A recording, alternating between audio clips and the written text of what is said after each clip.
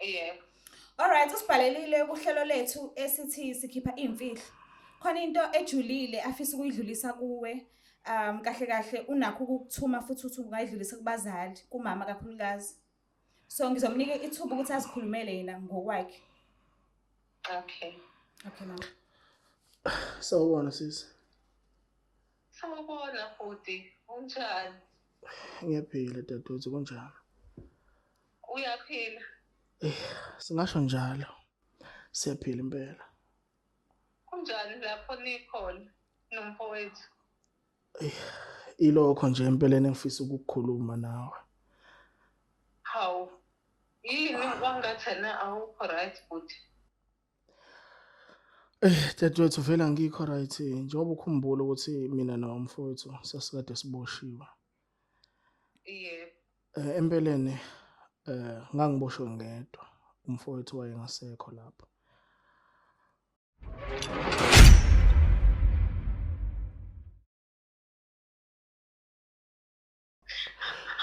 Ngase ngithatha isidumbu sakhe ngasiphonsa emhosheni.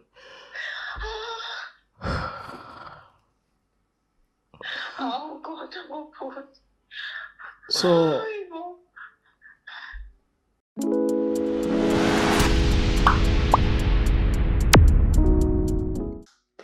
Sanibonani nonke ngiyanibingelela igama lami nginguSifuza Dlanga manje eZulu ungigwenya Nkomo Savukazi umvuleni intokazi ezalwa Mkhize kuphinde kuphi la kufika khona lo mbukiso namhlanje sihleli kwishow yethu siyibiza ngokuthi sikhipha izimfihlo ngihleli noNsizwa uzosichazela kabanzi ngempilo yakhe nento emgqilazayo empilweni yakhe afisa ukuthi ayikhiphe kusisi wakhe emndenini sawubona yebo sisinjani kuyaphila kunjani siyaphila ngikhona nami ngicela ubulise ababukela emakhaya mase uyasitshela ukuthi uze ngani namhlanje ngathanda nje ukuvusela ababukeli kuphi lapho kufika khona lolu hlelo egama lami uNsizwa wabutheleza isibongo ngiqhamuka Olundi kwaceza ngibhalele lolu hlelo ngoba ikhona into engihluphayo dadewethu angisakwazi ngisho ukulala ngoba lento ibhlungu kakhulu engayenza okubhlungu kakhulu ukuthi ekhaya bazi kwenzakalani kusho ukuthi nje lana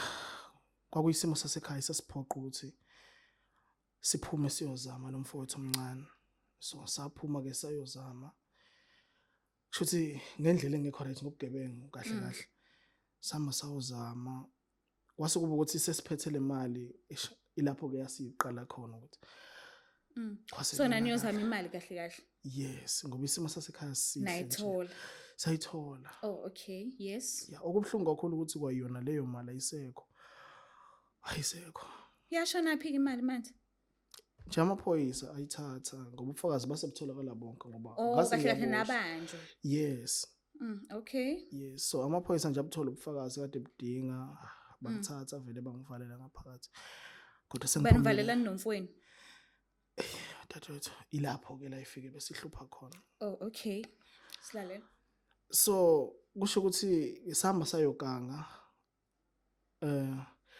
sathi mase so2 nomfowethu okubene siyisplit le mali yabona ilapho yasisuka khona ke sasisiyaxabana ngabona ngomfowethu sengikhomba ngesibhamu nibangani manje kahle sibanga imali le kade siyiphethe yayiningi okay yebo so ilapho yasiqala khona ke sagcina sengizama ukumlwisa dadewethu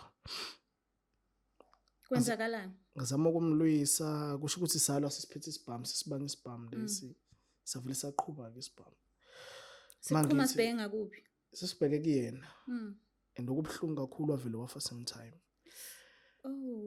ekuyiyona into engiphethe kambi namhlanje yenza ukuthi ngibhalele so ingakho ufisa ukudlulisela ekhaya ubatshela ukuthi akasekho yebo ileso impela isizathu so wena usubosha isikhathi singakanani ke bekufanele ngihlale isikhathi singango 15 years kodwa ke ngeparoli ngahlala u7 years oh okay yebo so nesikhathi sesihambile u15 years uyaphela manje kulezi inyanga ezimbalwa ezisayo uyaphela bayazi ekhaya ukuthi usuphumile abazi okay nje bazi ukuthi ngingaphakathi and ukufihla manje akusizi ama disadvantages maningi kakhulu isikhathi siyaphela ekhaya basilindile.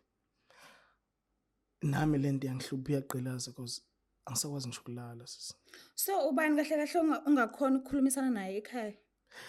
Ukhona udadewethu lo esizwana kangcono naye ekhaya uZimiphi. Oh, okay. So uyena udadewethu engakwazi ukuthi mhlambe masingazama ukuthi sikhulume naye, uyena angangikhulumela nabadala akwazi ukuthi ayibeke ngendlela lapho engenza ukuthi umama angamelwe inhliziyo. Ngoba vele umama unenkinga yenhliziyo. So anything ngenzeka. So uyena umuntu engimthambayo ukuthi angangibekela kahle ngendlela ukuthi mhlambe ngingakwazi ukuthi ngixoleleke ekhaya because kufanele ngiyogezwa. Izinto zami zimile dadewethu. So lokho ngaphuma nje ngiphuza ngathi ngiyahlanya. So njengamanje uhleli kuphi? Ngihleli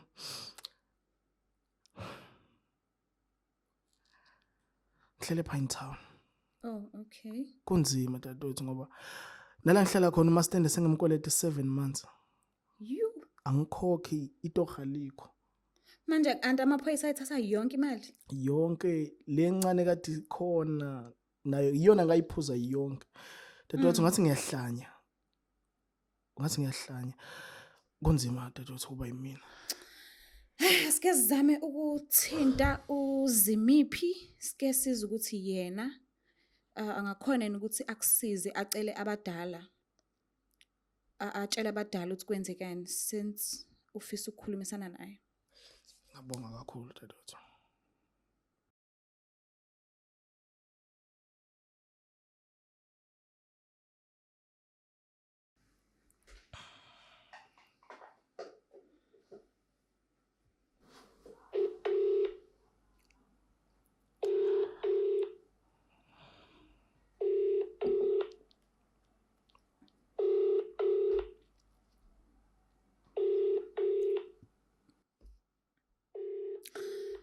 Ngale kukumosha isikhathi ngoba ngathi usisi akaphenduli sazobuye simzame futhi.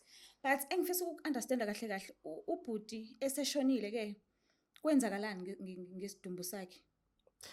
Kusho ukuthi wona dadewethu imoto esasihamba ngayo. Ngase ngiyayithatha ngahamba ngayo. Sengimfakile vele nebhuthini already usefile. Enokubhlungu kakhulu dadewethu ukuthi washonela kumina ezandleni zami. So sathi sisihamba naye ke ngavele ngamphonsa emhosheni.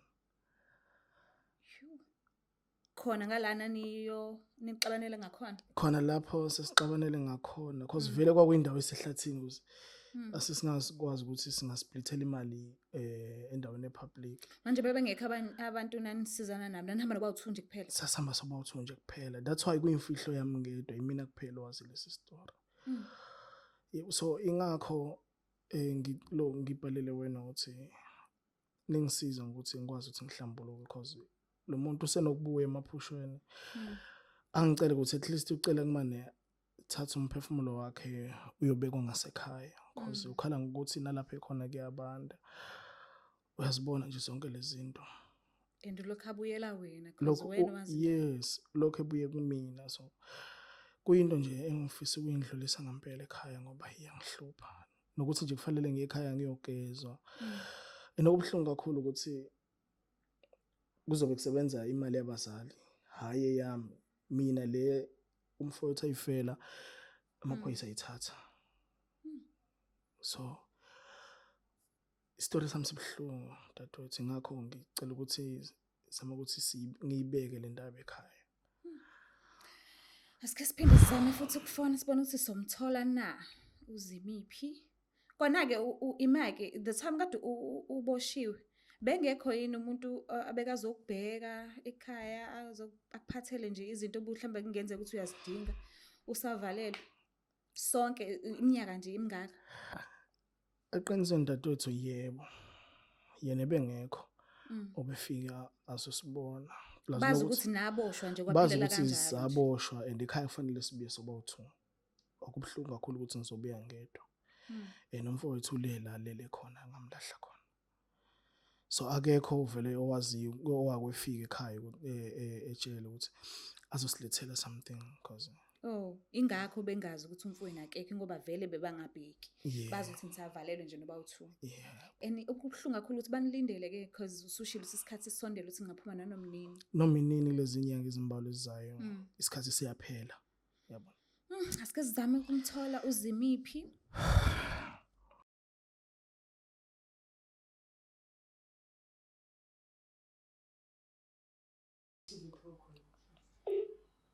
Yebo, sawubona. Kunjani? Ngiyaphila. Ngiyaphila nami uzimiphi lo? Yebo, yena. Alright, ukhuluma noSithufuza Dlangamandla from Blaqlife TV. Yebo, sis. Ngihleli nobhuti wakho la uNsizwa, uyamazi? Unsizwa, yebo, bhuti wami. Oh, okay, nabakabuthelezi. Yebo. Alright, usibhalelile kuhlelo lethu esithi sikhipha izimfihlo. Khona into ejulile afisa ukuyidlulisa kuwe. Kahle kahle unakho ukukuthuma futhi uthi ungayidlulisa kubazali, kumama kakhulukazi. So ngizomnika ithuba ukuthi azikhulumele yena ngokwakhe. Okay. Okay, mama. Sawubona sisi. Sawubona bhuti, unjani? Ngiyaphila dadewethu kunjani? Uyaphila? Singasho njalo. Siyaphila impela. Kunjani lapho nikhona nomfowethu? Ilokho nje empeleni engifisa ukukukhuluma nawe.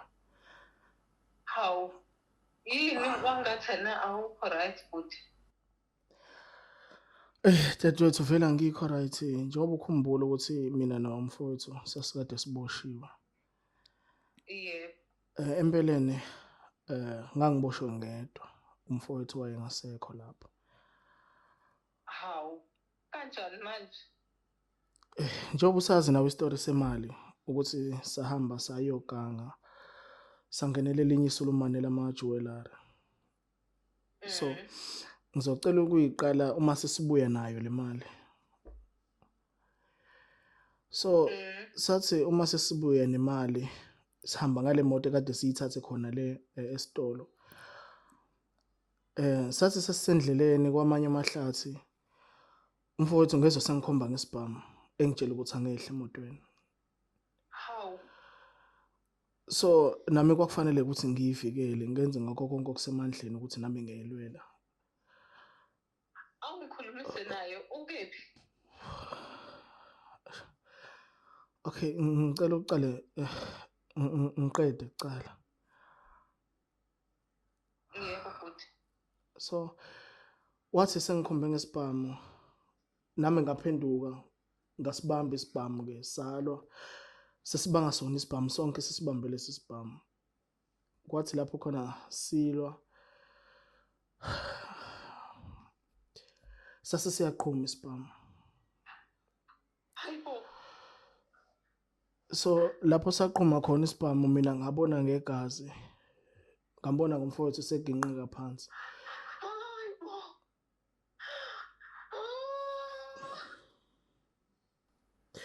So dadewethu ngiyacela ukuthi wehlise umoya ngoba ngisafisa ukuthi ngiyikhulume le ndaba.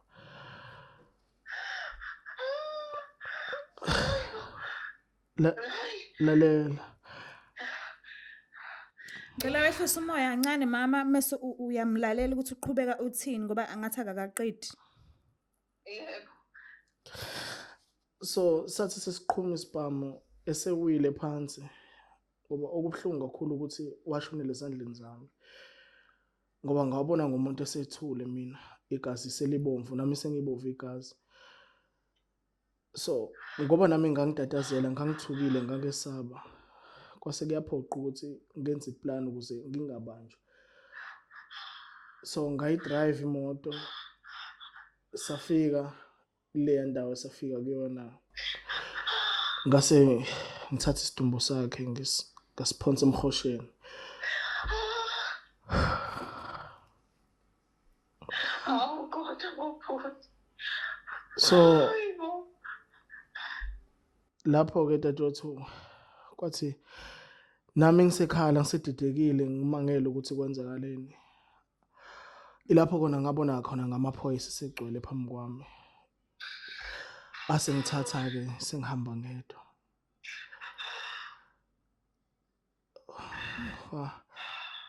Ngoba into engihlupha kakhulu dadewethu ile yokuthi lo muntu usona kungifikele emaphushweni acela ukuthi ucela sithatha umphefumulo wakhe sewufihla ngasekhaya ngoba la khona ukhala ngokuthi kuyabanda. So iyona nje into engihleli kakhulu ngoba iyangisinda dadewethu, angikwazi ngisho ukulala ebusuku.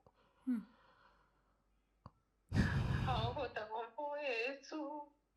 Uthi So ngithi ngicela ningalindeli ukuthi sizofika sobabili.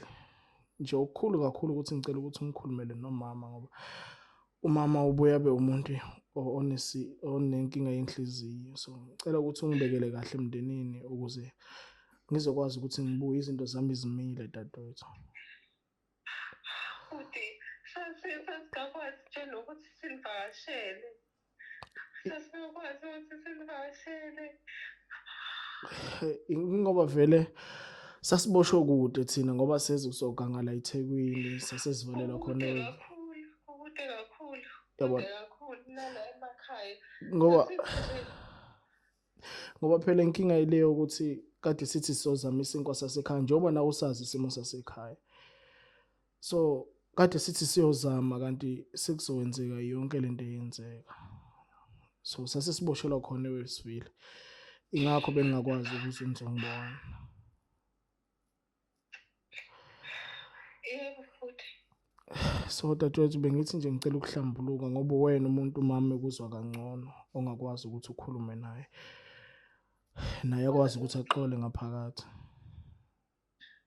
Uyazi na ukuthi uma unazo inkinga zakhe, angazi sizomqala ngakephi nje. Sizomqala ngakephi.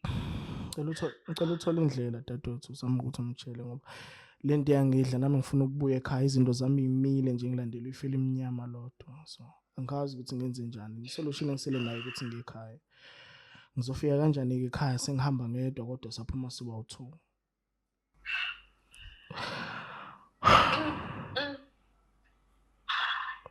Hayi, sizobona ukuthi senzani. Kodwa le ayinzima ukukhona impela. Kodwa sizoyithola indlela.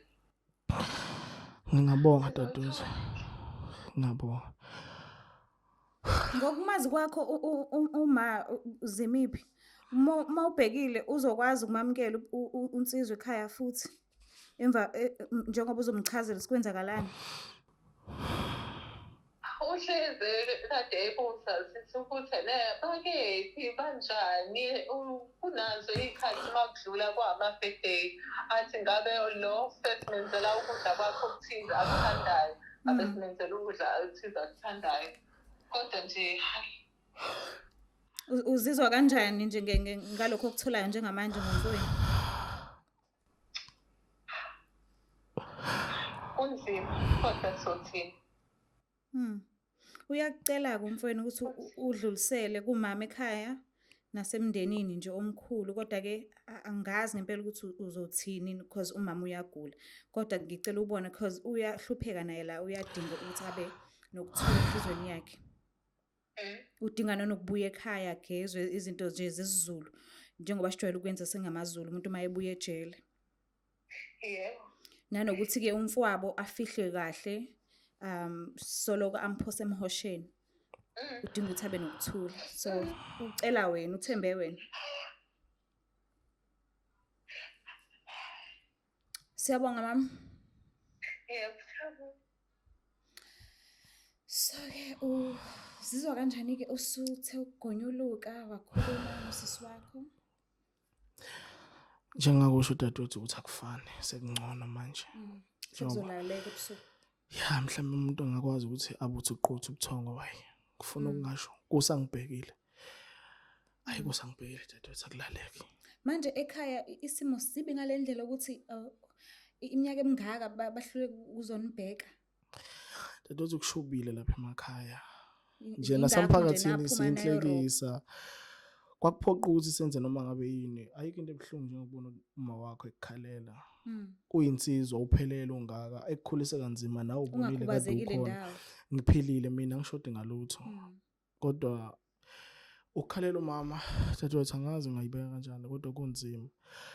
Ubona umzali wakho ekhala phambi kwemehlo akho ubone ukuthi la ekhaya isimo siyabheda usebheke ukuthi akondlena namhlanje ukhulu ngaka sokunzima ilapho khona ngathatha isifungo sokuthi hayi ukuthi kuyowenzakalani manje ngenza noma ngabe yini engakwazi ukuyenza so saphuma ke sayokanga. Nizibonelile ke nani babukele lapha emakhaya ukuthi noma ngabe kuthiwa kunzima kangakanani kuyenzeka nanoma ngabe kuthiwa kusinda kangakanani kuyakhulumeka. Ngiyazi kona ukuthi angeke kuze kube lula njengamanje ukuya phambili kodwa ke nawe mawunenkinga mawunemfihlo mawunento odinga ukuthi uyikhiphe ekusindayo thina singakusiza ungaxhumana nathi usithinte kulezi number lezi ezilapho escreenini. Mina wami uthi ngikhumbuze ukuthi ngikuthanda kakhulu usubscribe ulike ushare noma ukuphi la ungashare khona ngiyathanda kakhulu. Bye. Is the Blaqlife TV.